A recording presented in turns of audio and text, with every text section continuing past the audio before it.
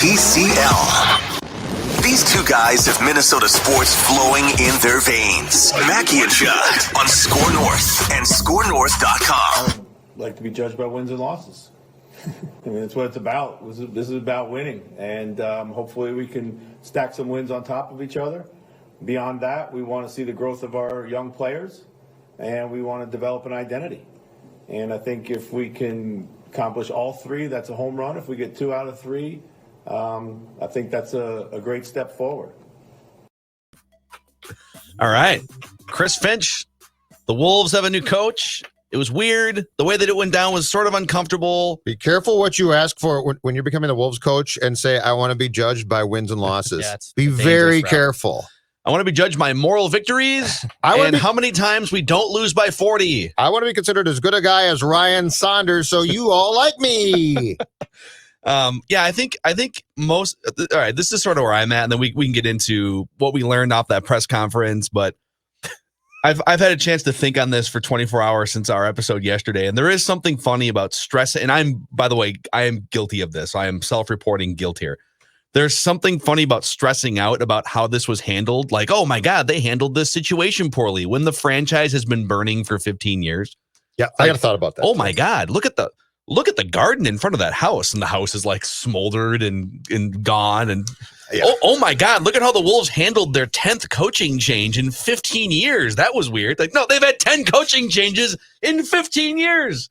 The whole 15 years has been handled like poorly. If you want to go back and pick apart that history, let's go back and pick apart that history and spend like 2 weeks talking about it. I mean, I think if Chris Finch is the right guy, and Gerson Rosas seems to think so, and maybe even thought so 2 years ago, and Glenn Taylor said, well, we should give Ryan a chance because he's cheaper, because he's a Saunders, and because that's what we do here. And because I really like to screw things up long term. Yep. And Ryan also, like, I think Ryan's going to be a head coach again at some point. He might have to go work for Eric Spoelstra. But if Chris Finch is the right guy, then I'm not going to sit here and be like, he's the right guy. But boy, they probably could have waited 5 days to give Ryan some space to breathe there, right? So that's where I'm at after thinking about this for a day. The whole house for 15 years has been small. So here's where I'm at. Number one, I don't believe their timeline for 1 second. Okay. Like I just don't. What did they say yesterday? That's fine. That it all came together on Sunday. Like during the game. Like this is Gerson's best friend in the world. Like friends for life, right? Yeah, but let's not talk till after a loss someday when I hire you, okay? So one is I don't buy their timeline for 1 second. And you know what? It don't matter. Like it's fun to talk about and mock, but in the big picture, if this guy works, he works. If he does not work, he does not work. But I want to touch on one thing that is being asked about because of the current climate that we're in right now that I find to be really weird. And I'm going to defend the Wolves here. All right. There seems to be this underlying or not an underlying, but outright, because the question was asked, David Vanterpool, he's black. You didn't talk to him too. You didn't give him the job. Why? Okay. Here's my thought on that. David Vanterpool right now, and by the way, he might be a great head coach. I have no clue. So I am not passing judgment on him as a coach or a candidate. But after Sunday's game, Phil Mackey, if I call Ryan Saunders up or I walk into his office at the Garden and I say, Ryan, you are fired. It's over. You're fired. How do I sell the prospect of hiring David Vanterpool when he's in charge of the defense?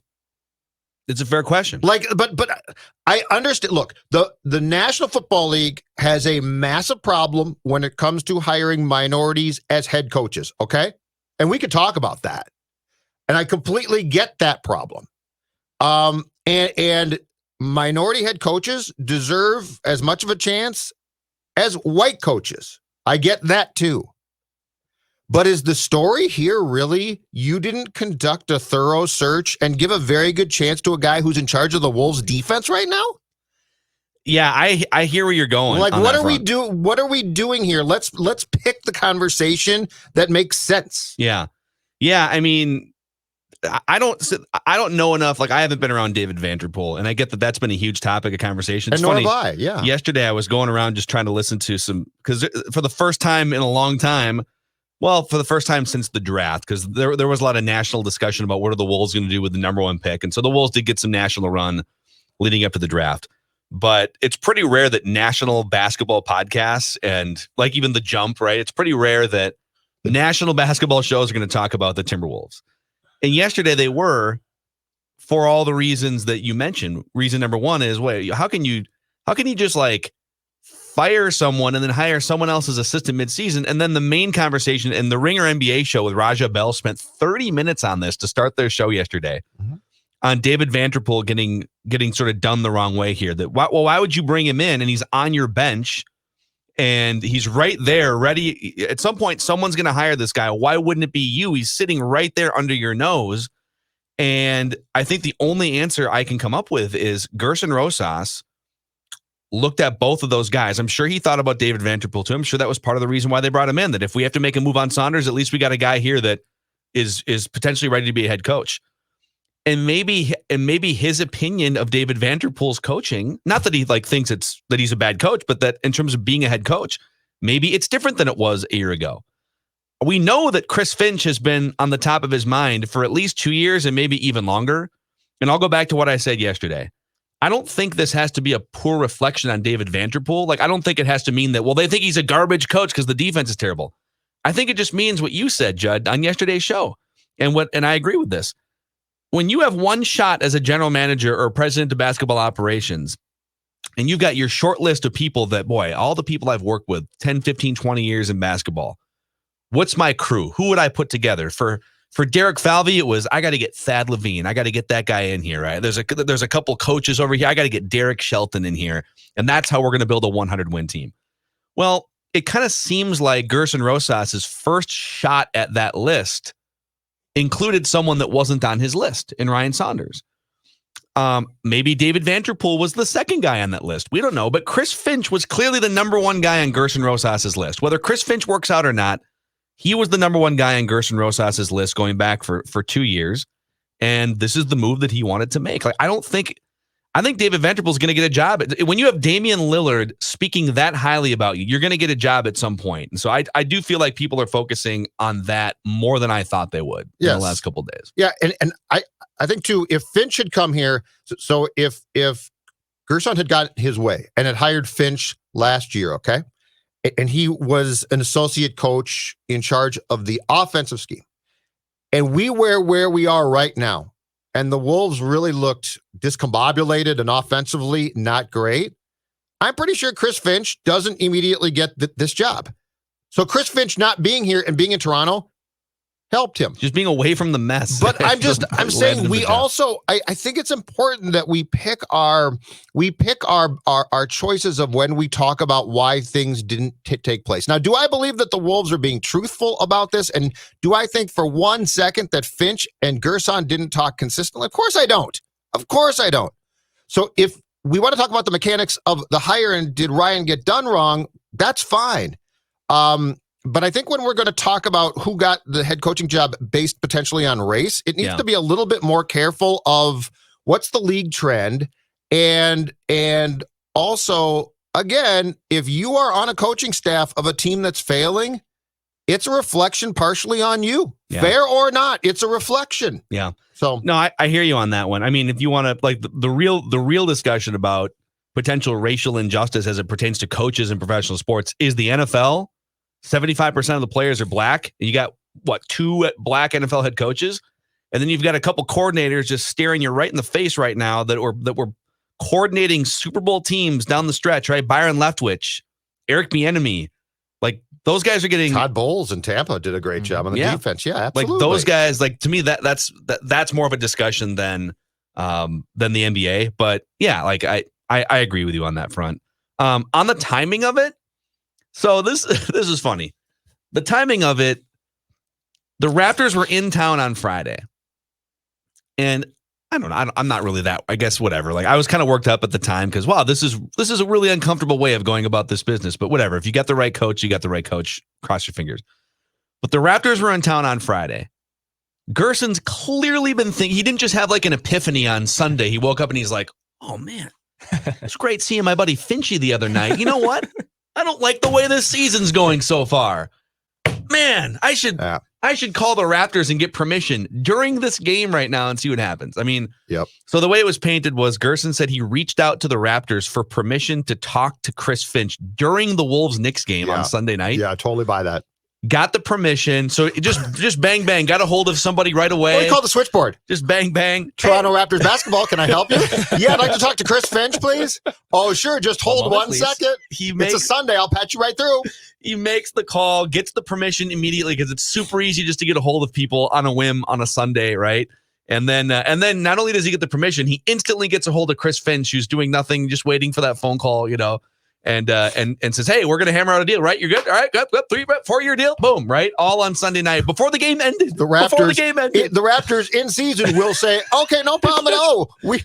He's our offensive coordinator, but no problem. This caught us off guard, but yes, go ahead. Just take him. No compensation. Yep. You can have him. Now, Nick Nurse, everyone's on the same page because do we have a clip of Nick Nurse, by the way? We do. So we have an audio clip, at least I know. So Nick Nurse did a media session yesterday too, and everyone's on the same page because even Nick Nurse said this all kind of came together in the last 36 hours. So his timeline kind of went back to he looked at the beginning of Sunday.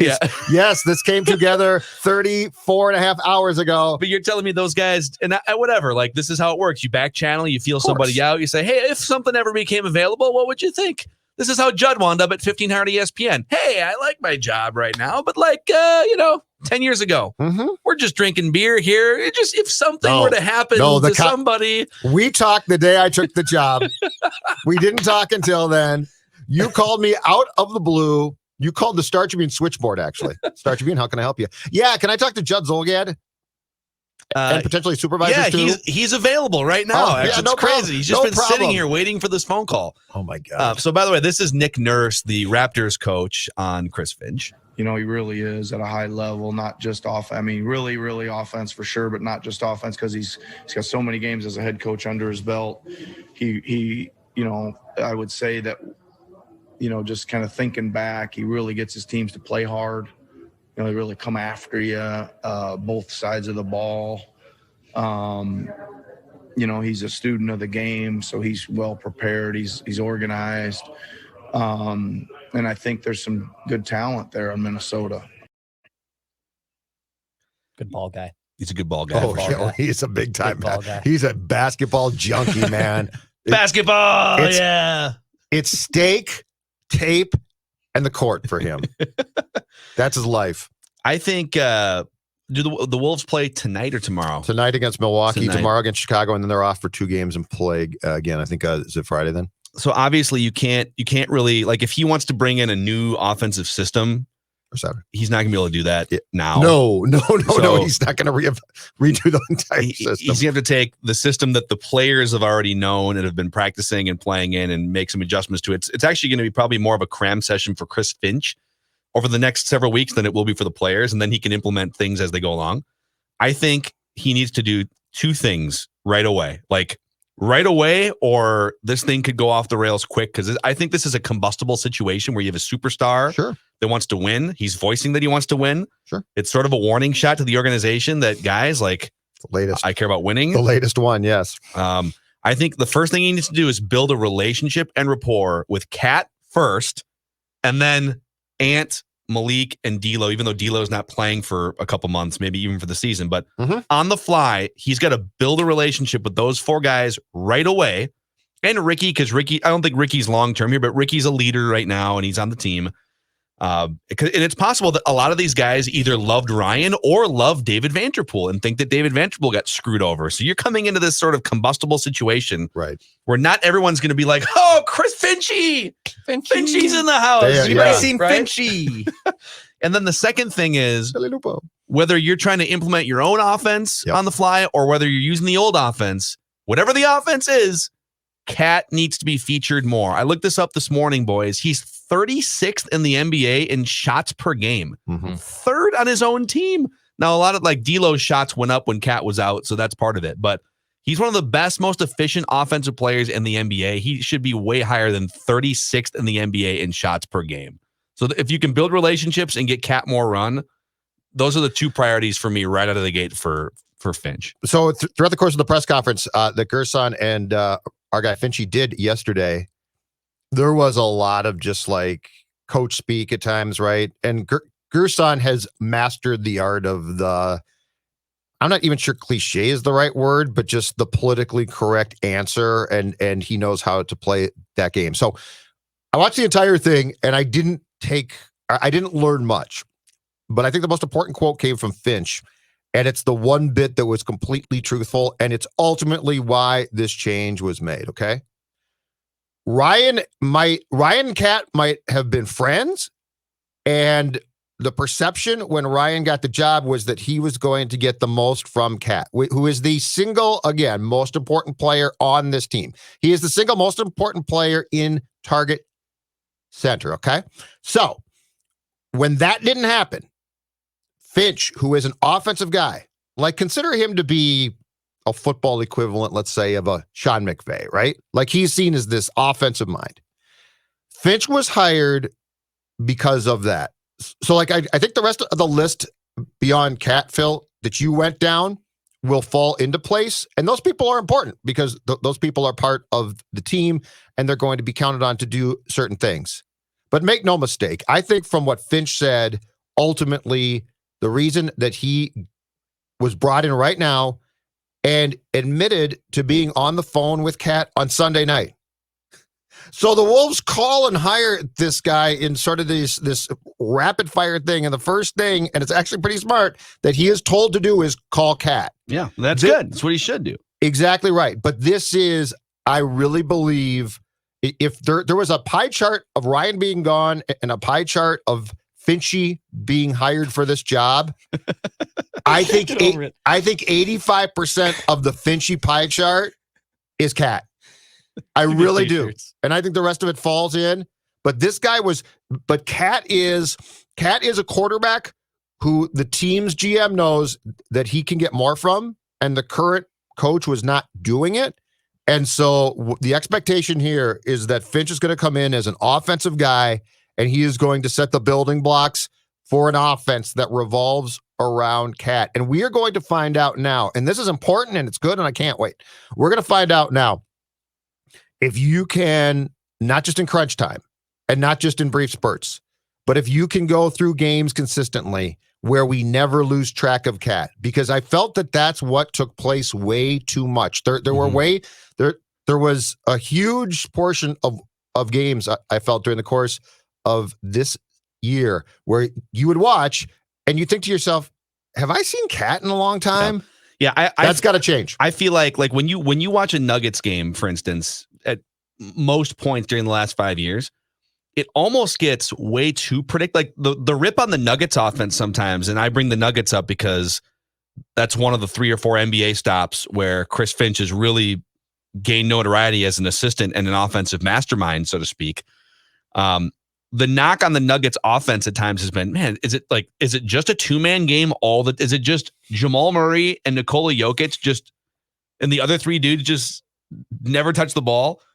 Almost to a fault. They're running sets, they're running pick and roll, and they're just giving those guys as much usage as possible. And like you said, sometimes you'll go through stretches where it's like, has Cat touched the ball? Like, has he taken a shot in the last 6 minutes? What's happening? I almost feel like it needs to be, until proven otherwise, it just needs to be everything running through Cat, and then whoever your ball handler is, whether it's Ant Edwards or D'Lo, like, let's run pick and roll. And also the other thing too is there's a lot of smart Wolves bloggers in town, and they've been doing X's and O's breakdowns. Candace Hoopus, Key Sang, like there's so many great Wolves bloggers right now. And one of the hopes is because Finch has so much experience in Europe and also in the G League, where sometimes the game can be, you don't have the perfect roster construction, or you've got guys in the G League who are being bounced around on 2-way contracts. And it's like, all right, well, who's on my roster tonight and how do we make it work? Mm-hmm.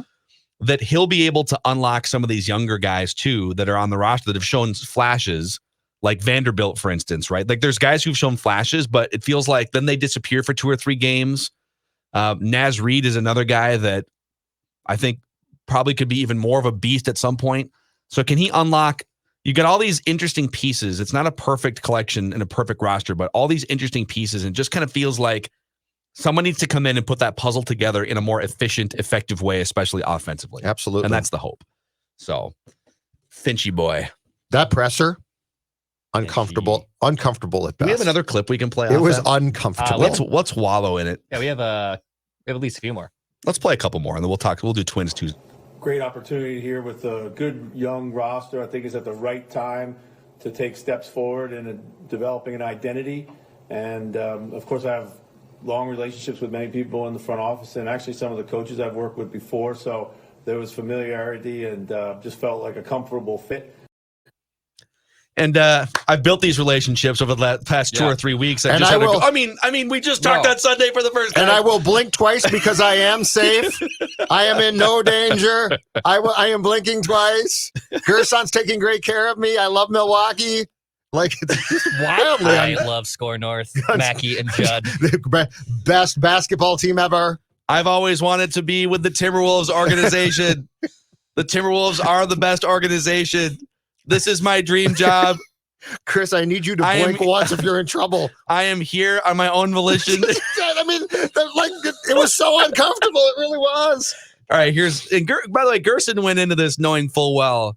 All right, we gotta be on the same page with we gotta be on the same page with timeline as much as possible. And I'm gonna pump my guy's tires here. Here's Gerson. The perspective that he has, the time that he's been a head coach outside of the NBA and an assistant in the NBA as well. I think those perspective, those expertises are really important for our organization on both sides of the floor. And his voice, his motivation, his commitment to making this program as successful as possible is important to us, along with his NBA and G League experiences. I think the work that he's done and the players that he's worked with speak for itself.